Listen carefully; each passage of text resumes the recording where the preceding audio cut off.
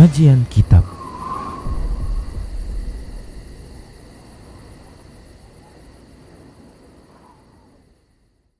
Bismillah, assalamualaikum warahmatullahi wabarakatuh. Innal hamdalillah nahmaduhu wa nasta'inuhu wa nastaghfiruh wa na'udzu billahi min shururi anfusina wa min sayyiati a'malina. Man yahdihillahu fala mudilla lahu wa man yudlilhu fala hadiyalah. Wa ashhadu an la ilaha illallah wahdahu la syarika lah. Wa ashhadu anna Muhammadan abduhu wa rasuluhu sallallahu alaihi wasallam. Qala Allahu jalla wa ala, ya ayyuhalladzina amanu taqullaha haqqa tuqatih wa la tamutunna illa wa antum muslimun. Ya ayyuhan nasu taqu rabbakumul ladzi khalaqakum min nafsin wahidah wa khalaqa minha zawjaha wa batha minhuma rijalan katsiran wa nisaa'a. Wattaqullaha alladzi tasaaluna bihi wal arham innallaha kana 'alaikum raqiba. Ya ayyuhalladzina amanu taqullaha wa qulu qawlan sadida yuslih lakum a'malakum wa yaghfir lakum dhunubakum wa may yuti'illaha wa rasulahu faqad faza fawzan 'azima. Amma ba'd. Fa inna asdaqal haditsi kitabullah wa khairal huda huda Rasulillah sallallahu alaihi wasallam wa syarral umuri muhdatsatuha wa kullu muhdatsatin bid'ah wa kullu bid'atin dhalalah wa kullu dhalalatin finnar. Para hamba Allah rahimani wa rahmakumullah, para pemirsa Rosyad TV dan para pendengar radio Medan Mengaji di mana saja Anda berada, a'azzani Allah wa iyyakum jami'ah. Alhamdulillah, senantiasa kita bersyukur kepada Allah atas semua nikmatnya. Selawat dan salam tak lupa kita ucapkan untuk Nabinya Muhammad sallallahu alaihi wasallam. Para hamba Allah rahimani wa rahmakumullah, kita akan lanjutkan pembahasan kitab Minhajul Muslim dalam bab yang kedua, yaitu bab adab, dan kita masih melanjutkan pembahasan adab dan akhlak terhadap sesama pasangan suami istri. Baik para hamba Allah rahimani wa rahmakumullah, kita lanjutkan penyebutan hak suami yang wajib ditunaikan oleh istri. Di antara hak suami yang wajib ditunaikan istri adalah tidak berpuasa sunnat, melainkan dengan izin suaminya.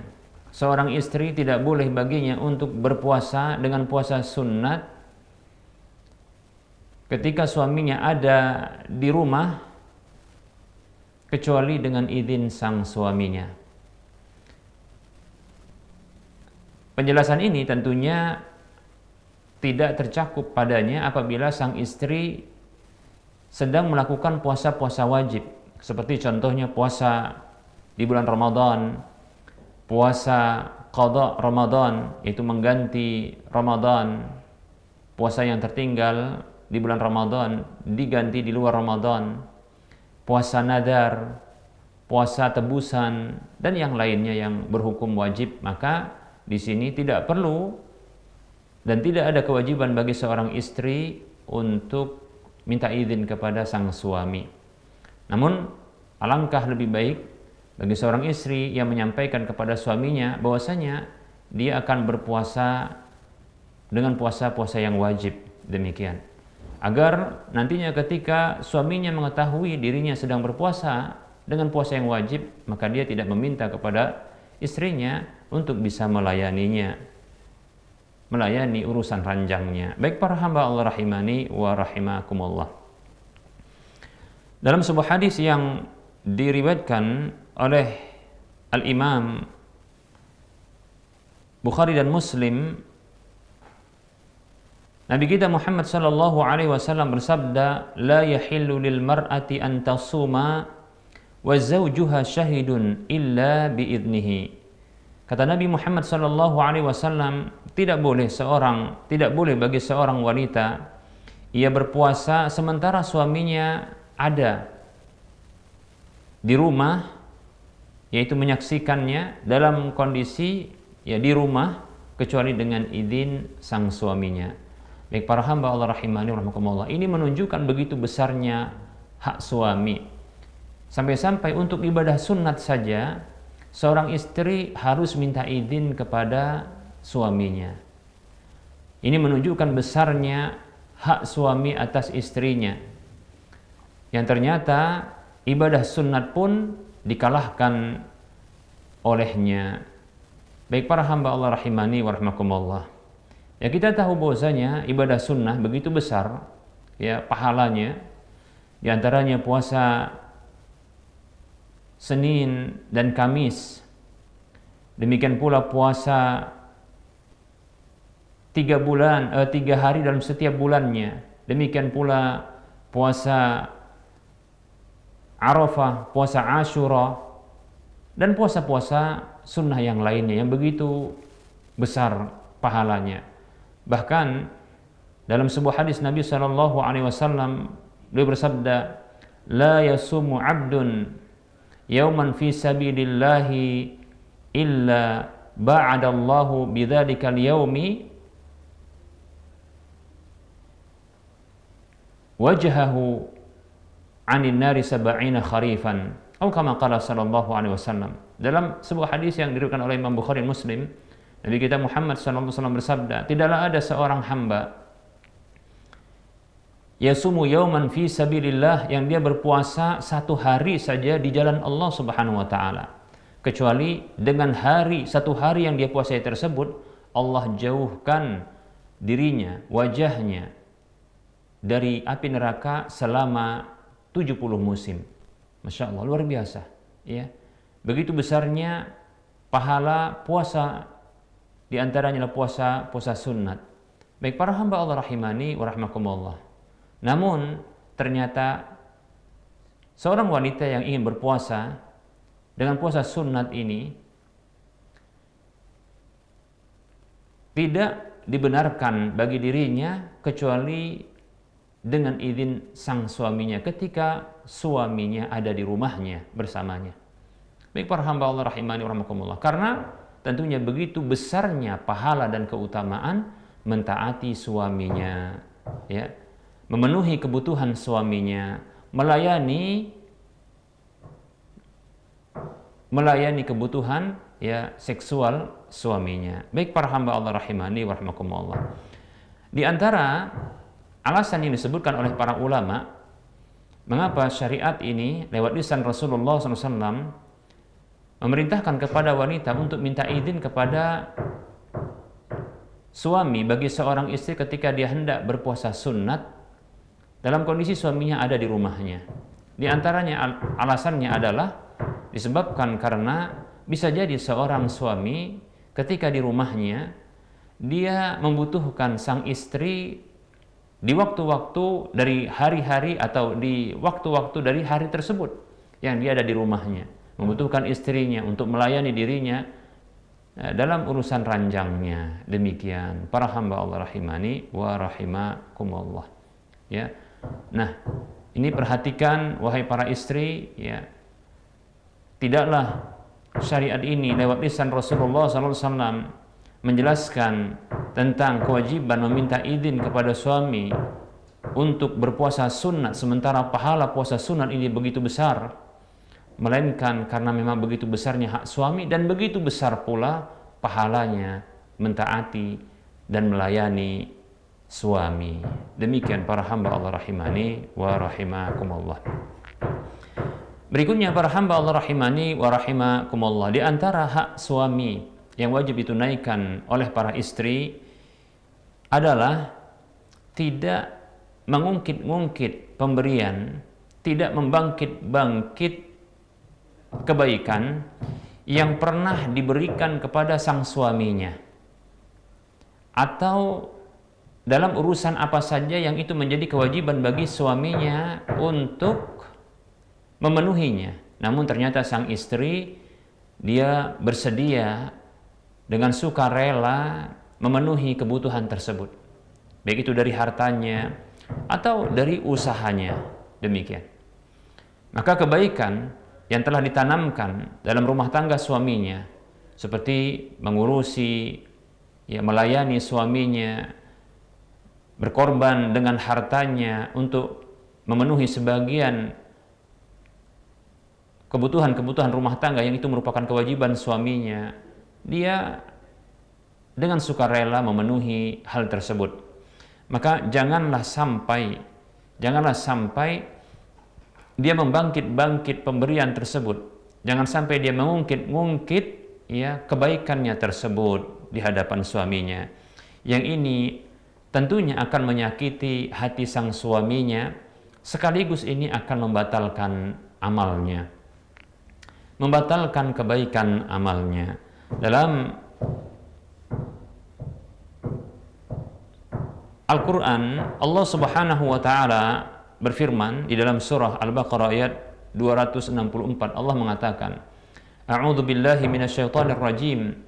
Ya ayyuhalladzina amanu la tubtilu sadaqatikum bil manni wal adha. Allah berfirman menyeru orang-orang beriman. Allah mengatakan yang artinya, wahai orang-orang beriman. Allah seru orang-orang yang punya iman. Allah panggil orang-orang yang mengaku beriman agar mereka memperhatikan apa yang akan disampaikan oleh Allah berikutnya. La tubtilu sadaqatikum, janganlah kalian batalkan pahala-pahala sedekah kalian. Janganlah kalian batalkan pahala kebaikan kalian bil manni wal adha, dengan sebutan-sebutan, dengan bangkitan-bangkitan, dengan ungkitan-ungkitan, wal adha, dan menyakiti orang yang diberi kebaikan. Baik para hamba Allah rahimani wa rahimakumullah, kita dapatkan sebagian orang yang awalnya ikhlas kepada Allah Subhanahu wa taala, yang di awal dia berbuat baik, memberi, berbagi dengan harta dan kebaikannya. Awalnya dia ikhlas, awalnya dia sukarela. Namun berjalannya waktu, ternyata ada kondisi-kondisi yang membuatnya kecewa dengan orang yang telah diberikan kebaikan kepadanya. Ia kecewa dengan orang-orang yang telah diarahkan sedekah-sedekahnya kepada mereka. Maka jangan sampai orang yang telah berbuat baik ini membatalkan amal kebaikannya dengan menyebut-nyebut kebaikan yang pernah diberikan kepadanya, yang tentunya ini akan membatalkan amalnya dan sekaligus juga menyakiti orang yang diarahkan kebaikan itu kepadanya. Baik para hamba Allah rahimani wa rahimakumullah, seorang mukmin, seorang muslim tidak pantas ketika di awal keikhlasannya dengan amal-amal kebajikannya, ternyata dengan hal-hal yang begitu sepele, kekecewaan, ketidaksukaan, perilaku yang bisa jadi tentunya perilaku tersebut ya melukai hati orang yang telah berbuat kebaikan ya kepadanya. Maka jangan sampai hal-hal seperti ini membatalkan amal yang begitu besar, amal sedekah yang begitu besar. Yang sedekah yang kita tahu ya kebaikan-kebaikan ya ini akan berbuah kebaikan pula, dan minimal pahala dari sedekah itu para hamba Allah rahimani wa rahimakumullah adalah 700 kali lipatnya. Baik para hamba Allah rahimani wa rahimakumullah, Allah Subhanahu wa taala berfirman, A'udzu billahi minasyaitonir rajim. Mathalul ladzina yunfiquna amwalahum fi sabilillahi kamathali habbatin ambatat sab'a sanabila fi kulli sumbulatin mi'atu habbah. Allah mengatakan permisalan orang-orang yang mengeluarkan hartanya di jalan Allah, di antaranya membantu suaminya, seorang istri membantu suaminya untuk memenuhi kebutuhan-kebutuhan rumah tangga dengan hartanya. Seperti untuk pendidikan, biaya pendidikan anaknya, biaya makan mereka, sang istri membantu. Ini merupakan bentuk fisabilillah. Ya, ini merupakan bentuk fisabilillah.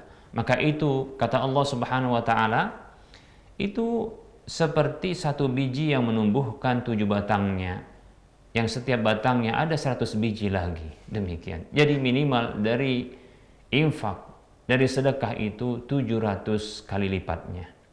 Baik para hamba Allah rahimani rahimakumullah. Maka jangan sampai pahala yang begitu besar ini batal karena sebuah kecewaan, karena sebuah kemarahan.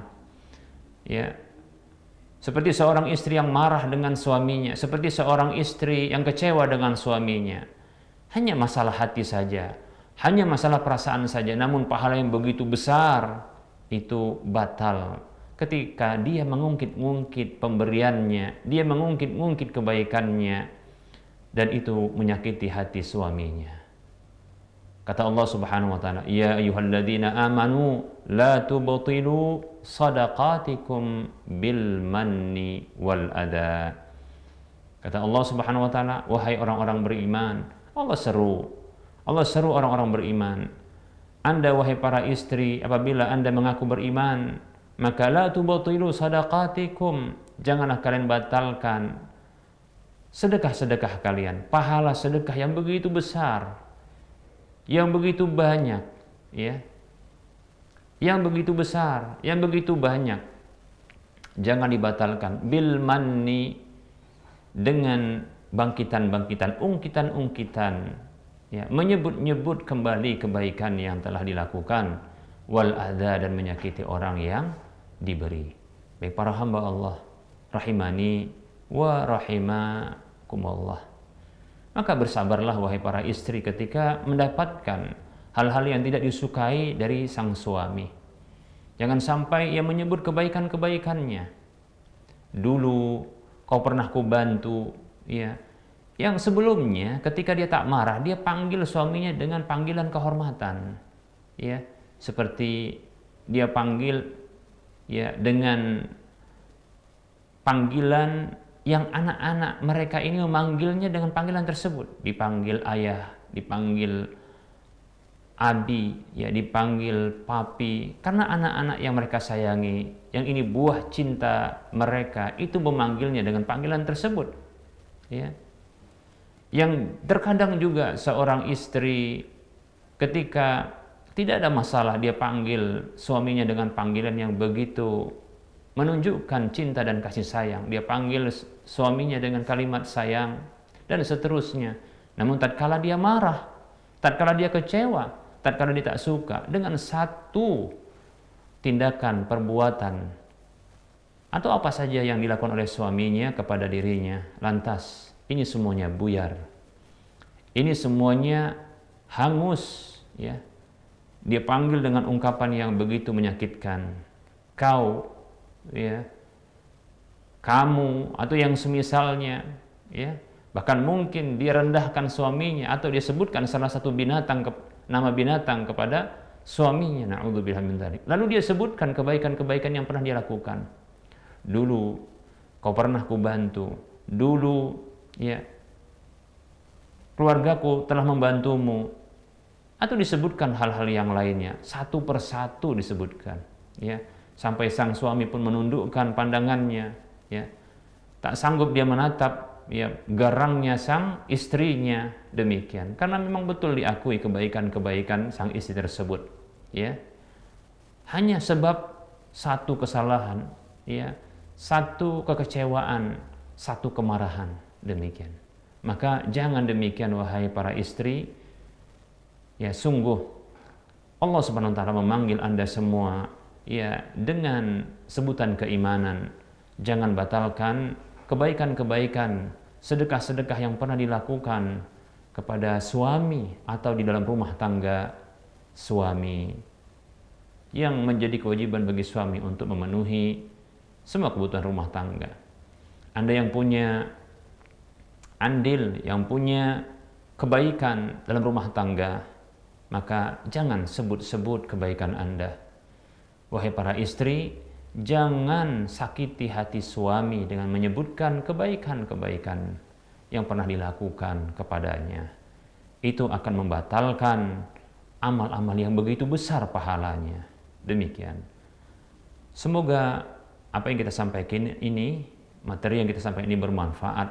Kita cukupkan untuk penyampaian materi. Kita buka sesi soal jawab. Bagi para pemirsa dan para pendengar sekalian yang ingin berinteraktif langsung, menelpon langsung, maka silahkan hubungi nomor layanan kami 0822 88 88 6630, dan bisa di nomor yang sama untuk mengajukan pertanyaan lewat tulisan chatting WhatsApp atau di nomor yang lain 08 52 61 90 41 77. Baik, dipersilakan bagi para pemirsa dan para pendengar untuk berinteraktif.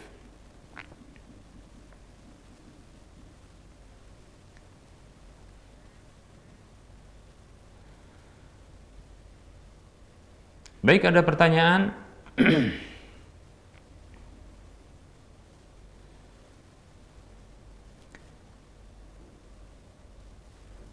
Bismillah.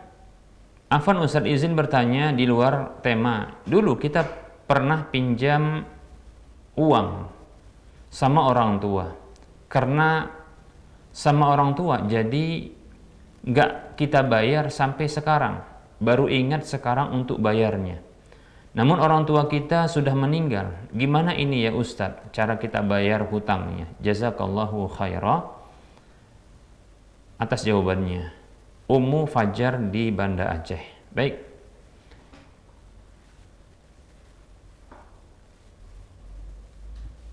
Bismillah, teruntuk Ummu Fajar di Banda Aceh. Wa anti fajazakillahu khaira atas pertanyaannya. Sedikit meluruskan, hutang piutang berbeda dengan pinjam meminjam ya. Kalau untuk uang, ya untuk uang, maka yang tepat adalah hutang piutang, bukan pinjam meminjam. Karena pinjam meminjam itu adalah ya penggunaan barang yang akan dikembalikan dengan fisik yang sama, ya, fisik yang sama, benda yang sama. Adapun hutang piutang, ya, maka fisiknya dihabiskan, ya, fisik dari barang tersebut, ya, yang dihutangkan itu dihabiskan kemudian diganti dengan nilai yang sama, demikian, ya. Nah, konsekuensinya tentunya berbeda, ya.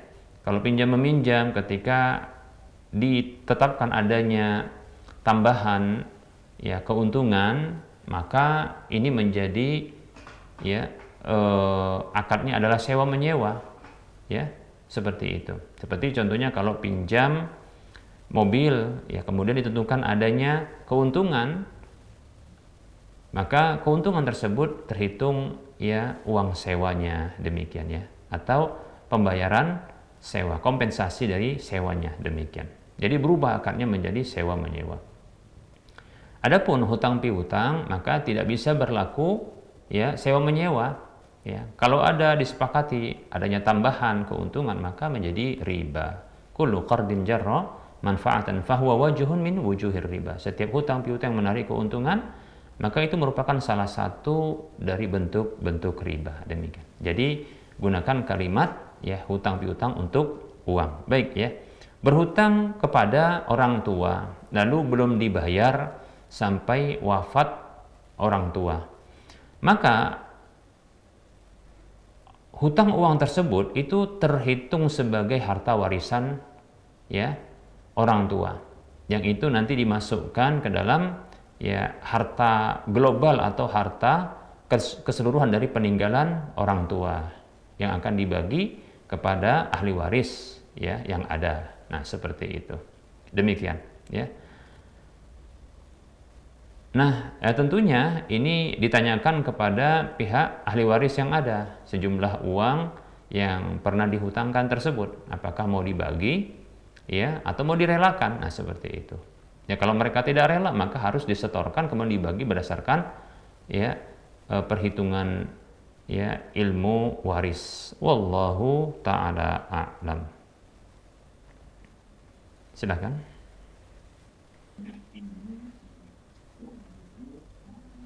Baik, siapa di mana silakan, bagi yang ingin bertanya langsung interaktif lewat telepon dengan siapa dan di mana.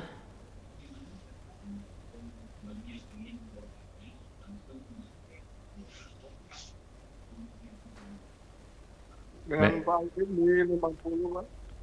Bisa diulangi Bapak? dengan Pak Udin di 50. Oh ya Pak Udin di 50 ya, Sumatera Utara Pak ya. Kabupaten Batang. Iya, silakan Pak. Nah, gini Pak Ustadz, saya mau nanya mengenai hukum safar musafir. Nah, kebetulan saya kan di 50, terus anak ada di Medan, di kota Medan. Yang pertama saya mau nanya, apakah kepergian saya ke kota Medan itu udah termasuk musafir? Itu yang pertama. Baik. Yang kedua, apakah ada batas jika sudah dikategorikan musafir, apakah ada batas kita mengqashar sholat beberapa hari atau bisa selama mungkin, karena kita kadang ke Medan bisa sampai seminggu, kadang lebih gitu. Gimana kira-kira Pak Ustadz? Baik Pak, terima kasih Pak Udin di 50 ya, Sumatera Utara. Baik, syukron, jazakallahu khairah. Eh, Jarak 50 ya ke Medan itu lebih dari 80 kilometer ya. Perlu diketahui jarak safar yang rajih yang dikuatkan oleh para ulama, dan ini adalah pendapat ulama-ulama mazhab Syafi'i dan Hambali, bahwa jarak safar itu adalah sekitar 4 barid atau 16 farsakh atau sekitar 85 km, itu minimalnya. Adapun jarak 50 ya ke Medan, insya Allah taala ini berjarak sekitar sudah 140-an ya, kurang lebih 140-an kilometer ya, hampir 150 kilometer.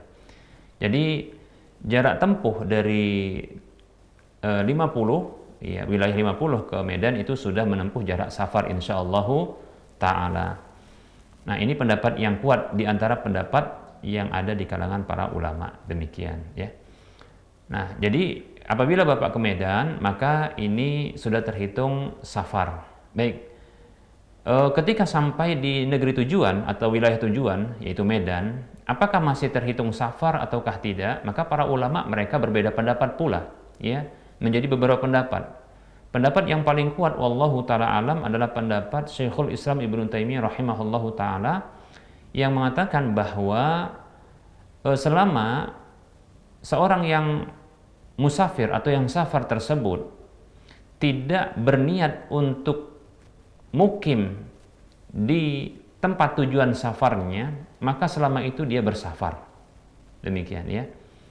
Kemudian disebutkan beberapa asar dari sahabat, seperti contohnya sahabat Anas bin Malik, begitu juga Abdullah bin Umar ya, radhiyallahu anhum, demikian ya. Nah, ini pendapat yang kuat. Ya, saya condong kepada pendapat ini. Jadi selama seseorang yang safar atau musafir tersebut ya, di tujuan safarnya, di tempat tujuan safarnya itu tidak berniat mukim, alias dia ingin kembali lagi ke tempatnya, maka selama itu dia terhitung safar, sehingga diberikan dispensasi atau keringanan bagi dirinya ya untuk mengqashar salat, menjamak salat. Namun saya nasihatkan, saya berikan saran, apabila ketika berada di Medan dalam kondisi tidak ingin mukim ya, dan dalam kondisi lapang, maka hendaknya ya, maka silahkan untuk datang ke masjid, berinteraksi dengan kaum muslimin yang ada di Medan ya, sholat berjamaah apabila dalam kondisi lapang, tidak sibuk ya, berkegiatan, demikian ya, seperti itu. Dan sholat di waktu-waktunya ya, berjamaah ya, seperti itu. Namun bila pun ingin mengambil dispensasi rukhsah atau keringanan dengan menjama dan mengqashar, maka dibolehkan insyaallah taala. Tapi bukan ya merupakan kewajiban ya, seperti itu. Bukan merupakan kewajiban ya. Nah, tentunya dalam kondisi yang lapang, dalam kondisi yang tidak sempit, maka sangat ya dianjurkan untuk sholat berjamaah di masjid. Selain juga untuk berinteraksi dengan kaum muslimin, saudara-saudara yang ada di tempat tujuan safar. Wallahu ta'ala a'lam. Demikian untuk Bapak Udin di 50.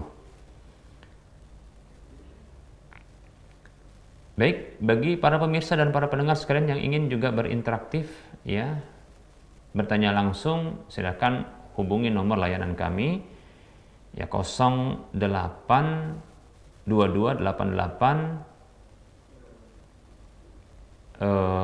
6630. Baik.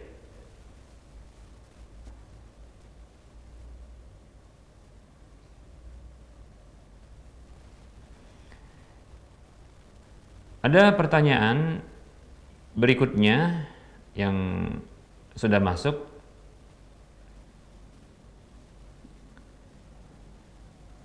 Assalamualaikum Ustadz, bolehkah kita berdoa dengan doa yang terdapat di dalam surah Nuh ayat 28? Ya.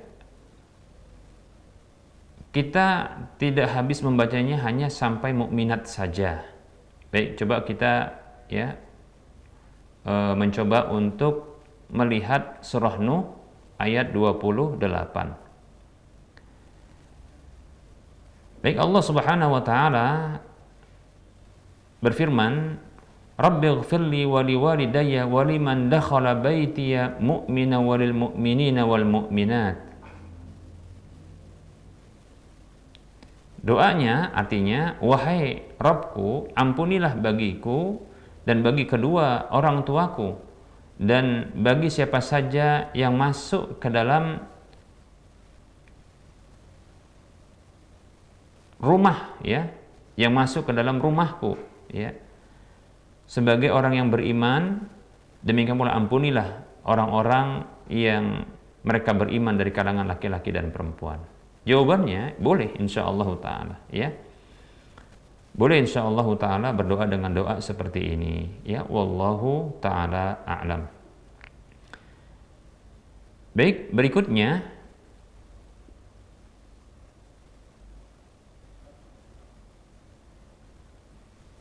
Assalamualaikum Ustaz, saya mau bertanya, bagaimana sikap istri jika suami kurang bersemangat dalam mencari nafkah? Bagaimana sikap istri jika suami kurang bersemangat dalam mencari nafkah? Waalaikumsalam warahmatullahi wabarakatuh.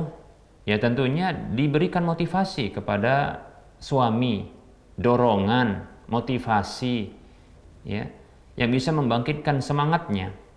Ya, bisa jadi memang ada tipe, ya, laki-laki yang demikian, ya. Yang pertama sekali barangkali ya bisa dikirimkan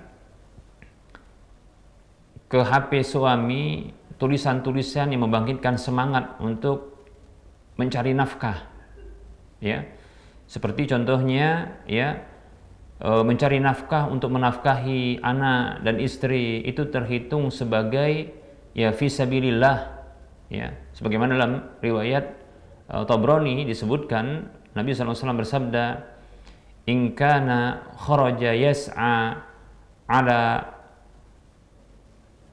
waladihi sigharan fahuwa fi sabilillah.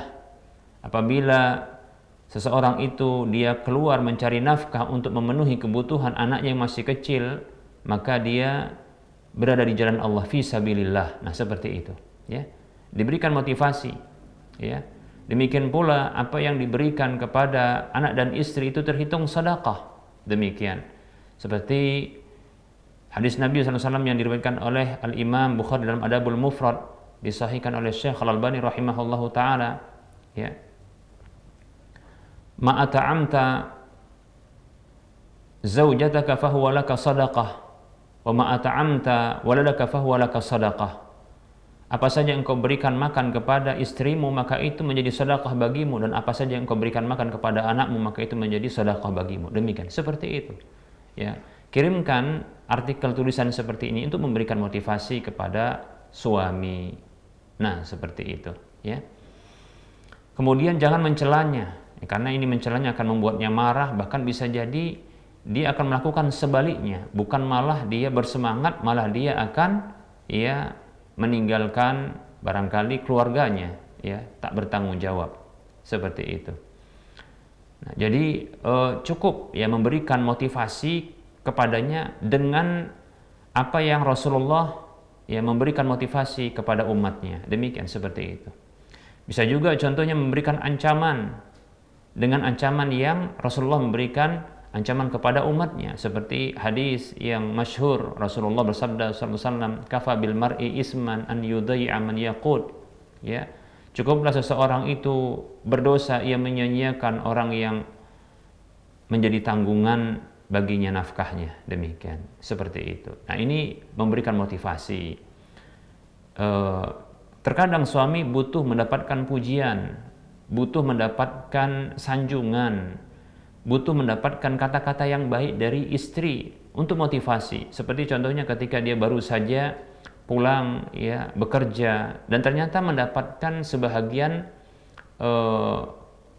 rezeki yang Allah rezekikan kepadanya itu sedikit dan kurang, maka gembirakan hatinya, ya, sampaikan kepadanya bahwa ini telah ditakdirkan oleh Allah Subhanahu wa taala, dan sampaikan ya bahwa kegembiraan sang istri ya dengan keselamatan suami pulang dalam kondisi selamat itu lebih utama ya ketimbang harta yang banyak didapatkannya. Nah, seperti itu. Nah, begitu ya. Nah, ini insya Allah taala akan memberikan ya motivasi bagi suami. Jadi kata-kata yang baik, kata-kata yang memberikan dorongan, motivasi, sanjungan, doa. Nah, seperti itu ya, doa. Ya, lebih-lebih doa seorang istri untuk suaminya. Maka coba doakan suaminya agar menjadi suami yang saleh, ya. Kemudian bertanggung jawab terhadap keluarganya, ya. Dan agar suaminya ya bisa berlaku baik kepada dirinya dan anak-anaknya. Nah, seperti itu ya. Doakan ya, insyaallah taala ya ini makbul, wallahu taala alam.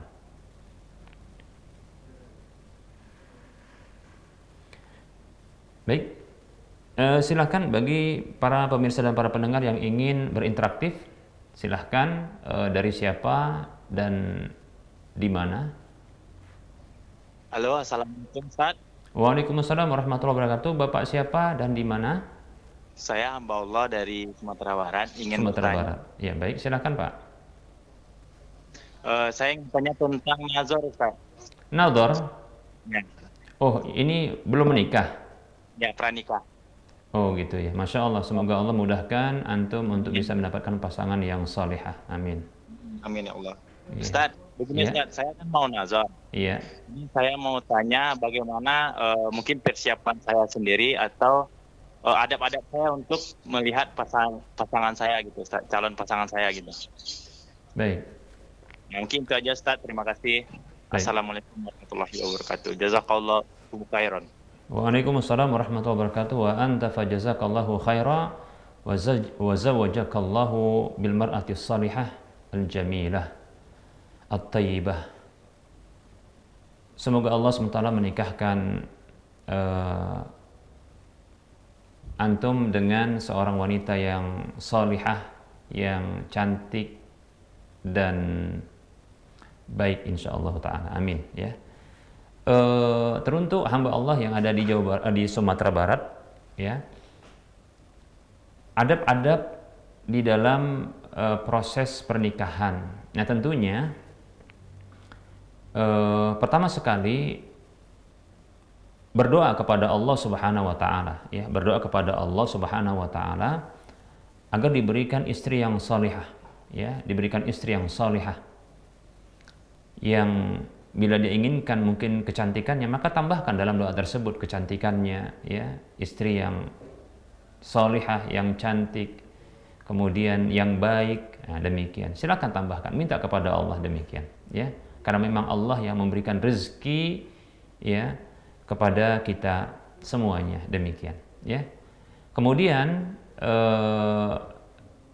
bisa juga ya dalam doa ini itu melakukan terlebih dahulu sholat istikharah, ya, yaitu minta pilihan terbaik kepada Allah Subhanahu wa taala, ya.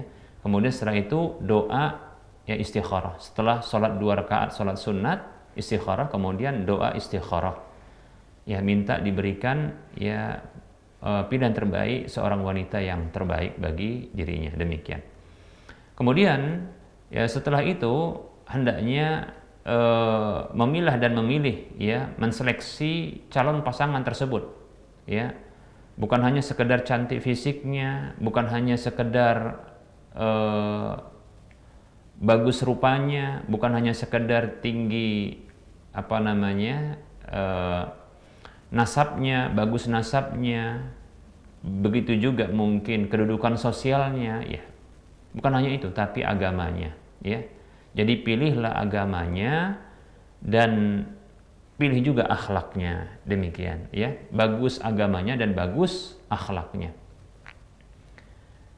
Ya, kata Nabi SAW, tunkahul mar'atu li arba, ya, wanita itu dinikahi karena 4 hal. Li jamaliha, karena kecantikannya, wali nasabiha, karena nasabnya, wali maliha, karena hartanya, wali diniha, karena agamanya. Fadfar bidzatid din taribat yadak. Pilihlah agamanya, ya pasti kamu akan beruntung, bahagia, demikian. Nah, seperti itu. Jadi pilih agamanya, ya. Pilih agamanya dan pilih bagus akhlaknya, demikian. Ya, tentunya dengan menseleksi, ya, melihat ya orang-orang yang melihat orang tersebut, melihat ya wanita tersebut, ya, dengan bertanya kepada orang-orang yang mengenalnya, bagaimana interaksinya. Nah, seperti itu, demikian, ya. Nah, berikutnya tentunya ada proses yang dilakukan untuk mengenal dan memilih akhwat tersebut. Hendaknya menggunakan comblang, ya. Comblang yaitu perantara yang ini lebih aman bagi hati, ya, lebih aman bagi hati dan bagi diri, demikian, agar tidak jatuh kepada terjerumus ke dalam pacaran, ya. Ini merupakan dosa, demikian, ya, seperti itu. Maka dari comblang inilah bisa diketahui nanti data-data dari calon pasangan tersebut, dan darinya pula bisa diketahui bagaimana akhlaknya, bagaimana agamanya, karena dia tentunya akan mencari tahu, demikian, ya. Walaupun bisa jadi kita mencari tahu dari pihak yang lainnya, bukan comblang tersebut. Nah, seperti itu, ya.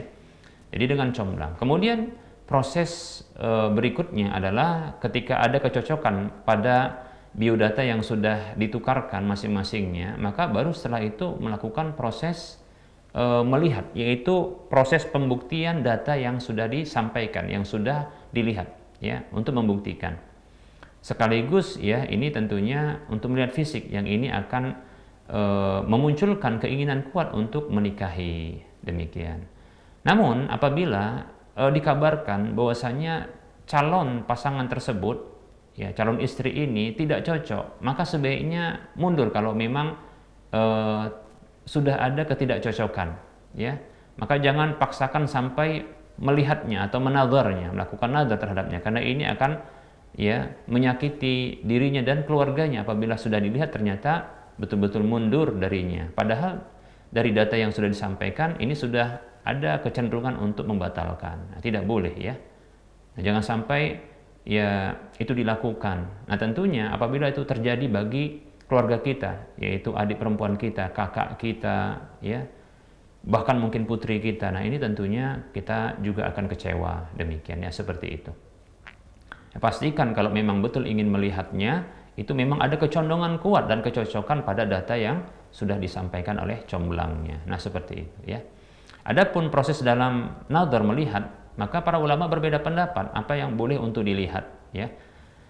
Yang pertama sekali tentunya yang disepakati oleh para ulama, tidak boleh melihat tersebut dalam kondisi berduaan, ya. Nah, karena ini melanggar, ya, namanya adalah berkhalwat, ya. La yakhluwanna ar-rajulu bimra'atin illa wa ma'aha dzu mahramin, kata Nabi SAW, hadis riwayat Bukhari. Tidak boleh seorang laki-laki berduaan dengan seorang perempuan kecuali bersamanya ada mahramnya. Jadi harus dengan mahram, ya. Perempuan tersebut didampingi oleh mahram.